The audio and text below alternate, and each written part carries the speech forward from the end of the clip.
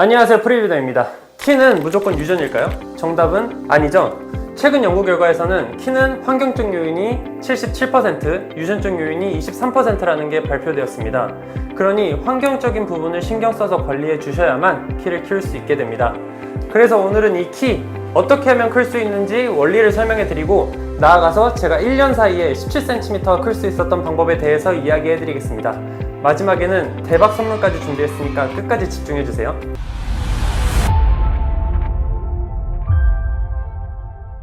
아마 키 성장 고민은 모든 부모님들이 가지고 계신 고민일 거라고 생각합니다. 아이 키를 위해서 키 성장 클리닉에 다니고 키 성장 영양제를 먹이고 나아가서 성장 주사까지 맞는 경우도 있습니다.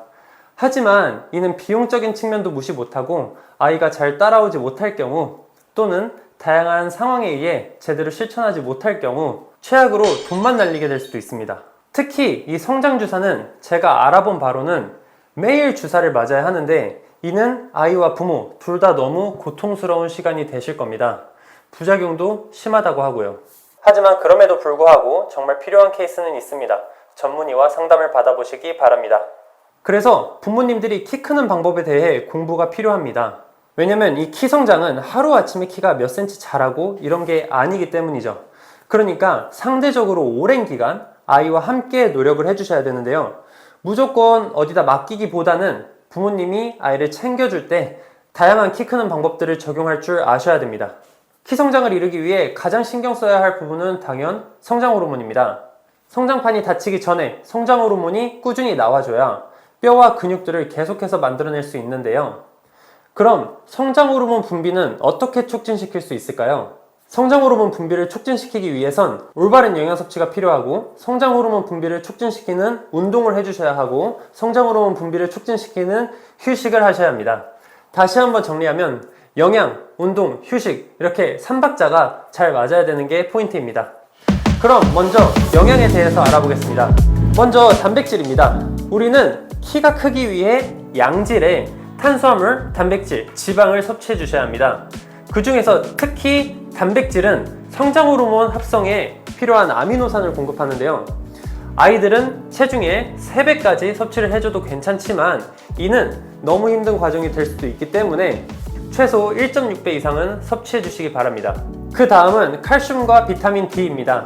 다양한 성장 호르몬 분비를 돕는 미네랄들 중 대표적인 2가지를 추천드리겠습니다. 비타민 D와 칼슘인데요. 비타민 D는 성장 호르몬 분비를 증가시키는 비타민이며 뼈 건강에도 도움을 줍니다. 또한 칼슘은 흔히 알고 계시는 뼈 건강 외에도 성장 호르몬 분비를 촉진시키는 역할을 하기 때문에 반드시 섭취해 주셔야겠죠? 다만 여기서 주의하셔야 할 점은 막무가내로 드셔가지고 막 탕후루 마라탕 같은 거 있잖아요. 그래서 이런 거 먹어가지고 소화비만이 되면 안 됩니다. 소화비만은 성장 호르몬 분비를 억제시켜 우리 키 성장을 방해하는 주범이 되기 때문입니다. 애초에 비만이 성장 호르몬 분비와 남성 호르몬 분비를 억제시키니까 여러분, 이거는 아이와 어른을 떠나서 비만만큼은 피해 주시기 바랍니다. 그 다음은 운동입니다. 사실 아주 무거운 물건을 드는 운동이 아니라면 대부분 운동은 키 성장에 도움이 됩니다. 하지만 우리는 좀 더 효율적으로 운동을 해보자고요. 이 운동의 핵심은 체력의 한계에 도달을 했냐의 유무입니다. 제가 아이들의 키 성장에 있어서 효율을 중요시하는 이유는 요즘 아이들은 학교 끝나고 다양한 활동들을 많이 하기 때문에 운동할 시간이 상대적으로 부족하기 때문입니다. 그래서 가벼운 걷기나 조깅 등 아주 오래 해야지 체력이 고갈되는 운동이 아닌 조금만 해도 체력이 고갈되는 운동들을 해주시는 게 좋습니다. 예를 들면 스쿼트나 팔굽혀펴기, 인터벌 트레이닝 등과 같은 이름들만 들어도 오래 못할 것 같은 운동들 말이죠. 이제 마지막으로 휴식입니다. 우리 몸은 기본적으로 운동할 때가 아닌 쉴 때 성장합니다. 특히 이번 영상에서는 잠에 대한 이야기를 해드릴까 합니다. 우리가 잘 때는 깊은 잠과 얕은 잠, 이 2가지를 일정 간격을 두고 왔다 갔다 합니다. 얕은 잠은 렘수면, 깊은 잠은 논렘수면이라고 하는데요. 우리는 이렇게 깊은 잠과 얕은 잠을 번갈아 가면서 자게 되는데, 특히 논렘수면 상태에서 성장 호르몬이 왕성히 나옵니다. 근데 이 논렘수면은 그래프로 보시는 것처럼 잠에 든 직후에 이루어집니다. 그래서 몇 시에 자는지와 같은 자는 시간보다는 잠의 질을 높여줄 필요가 있는데요. 잠자기 전에 핸드폰을 보시는 건 초반에 깊은 잠을 날려먹는 아주 안 좋은 습관입니다. 그러니까 이런 수면 습관까지 아이와 가족이 함께 형성해 나가 주셔야 됩니다. 여기서 꿀팁은 아예 핸드폰 충전기를 방이 아닌 거실이나 부엌에 두면 잠의 질을 올리는 아주 라이프헥과 같은 꿀팁이니 참고해 주시기 바라겠습니다.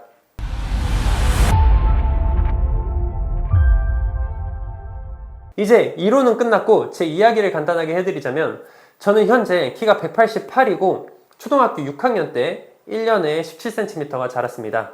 제가 이렇게 폭발적인 키 성장을 이루어낸 건 외국에 1년 반 정도 유학을 갔을 때 이루어졌습니다. 이때 했던 외국인들의 생활 습관과 저의 가족이 했던 노력들을 이야기해 드릴게요.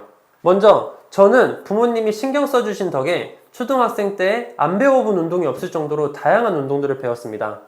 그중 가장 열심히 했던 운동은 태권도와 수영인데요. 태권도는 밤에 성인반에서 했는데 이때 관장님이 성인 형아들 수준을 못 따라오면 엄청 패는 스타일이셔가지고 그때 진짜 열심히 했고요. 수영은 선수 준비까지 할 정도로 그냥 좋아서 했습니다. 둘 다 체력을 아주 쉽게 고갈시킬 수 있는 운동이니까 참고해 주시기 바라고요. 그 다음은 저희 할머니가 저를 정말 잘 먹였습니다. 할머니 손에서 자라신 분들은 인정하실 거예요. 정말 맛있는 거 많이 해주셨고 저는 그 덕에 양질의 탄수화물과 단백질 그리고 지방을 섭취할 수 있었습니다. 또한 저는 간식보다 슬라이스 치즈를 더 많이 먹었거든요. 진짜 외국인들보다 치즈를 좋아하고 치즈를 여전히 좋아하는데요. 이것도 제 키 성장에 큰 영향을 줬을 거라 생각합니다. 이렇게 잘 먹고 잘 움직이고 하니까 덕분에 잠도 자연스럽게 잘 잤습니다. 특히 외국에서는 밤 9시가 강제 취침 시간이어서 일찍 잤는데요. 일찍 자는 게 마냥 좋지는 않지만 일찍 자야지 잠 시간이 충분히 확보되니까 일찍 잠에 드는 습관을 아이와 같이 형성해 주시는 걸 추천드립니다. 네, 이렇게 키 성장의 이론과 제 경험을 바탕으로 간단하게 말씀드렸는데요. 제가 이 키 성장과 관련된 모든 내용을 누구나 이해하기 쉽게 설명해서 전자책을 썼습니다. 이 내용들만 아셔도 따로 뭐 더 안 하셔도 될 정도로 국내와 해외에 있는 키 크는 방법에 대한 모든 지식을 눌러 담았습니다. 추가로 저의 경험까지 말이죠. 그래서 준비한 이벤트는 딱 30분 무료로 배포하려고 합니다. 무료 전자책 그런 거 아니고 평생 업데이트 되고 사은품까지 전부 다 드리는 본 상품을 그냥 드리는 겁니다. 선착순 30분에게만요. 원래는 사전 판매를 하려고 했는데 그냥 제 구독자분들에게 드리는 선물이라 생각하고 준비했으니까요. 읽어보시고 후기 한 번씩만 부탁드리겠습니다. 자, 책 받아보는 방법은요. 아래 설명과 고정 댓글에 링크 남겨두겠습니다. 구독과 좋아요, 알림 설정 한 번씩만 부탁드릴게요. 그러면 다음에 더 좋은 영상으로 찾아뵙겠습니다. 감사합니다.